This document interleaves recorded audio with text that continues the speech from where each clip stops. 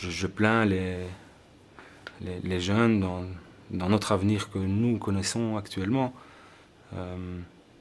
Donc je pense qu'ils n'auront pas facile, non. Oui, un équilibre entre la richesse, enfin, il faut qu'il y ait un équilibre qui se passe entre les gens qui ont les moyens et les gens qui ne les ont pas. Ça, c'est sûr qu'effectivement, c'est quelque chose qui risque d'aider à ce que le peuple se rebelle peut-être pas non plus, parce que si on va dans ce sens-là, peut-être que bon, à un moment donné, il y aura vraiment un décalage tellement énorme que j'espère qu'à ce moment-là, le peuple prendra la décision de se rebeller et de ne plus être d'accord avec ce qu'on nous impose.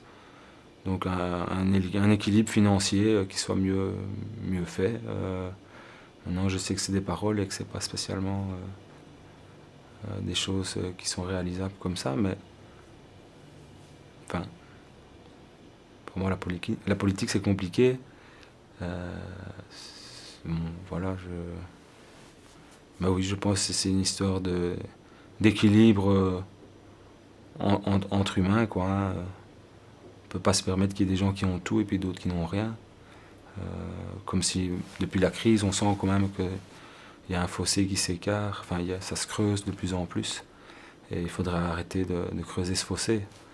Ça, je pense que pour reprendre confiance, que les gens reprennent confiance en la politique et qu'ils puissent vraiment s'investir en se disant, bon, ça c'est des bonnes idées ou pas, enfin, que les gens s'intéressent à la politique, il faudrait déjà voilà, qu'ils arrêtent de creuser le fossé entre les riches et les pauvres. Que je comprends rien à ce qu'ils racontent, en gros. Qu'il ne facilite pas la communication entre le peuple et de ce qu'eux sont en train de faire. Il y a comme un flou, un manque de traduction, on va dire, même si on parle tous les deux la même langue. Et je crois qu'ils se prennent un peu trop la tête en Belgique entre flamands et francophones et que ça aide pas à passer le cap, de trouver des vraies solutions puisqu'ils se chamaillent pour des bêtises. Et ça, je trouve ça vraiment dommage qu'on en soit là, quoi, en Belgique en tout cas.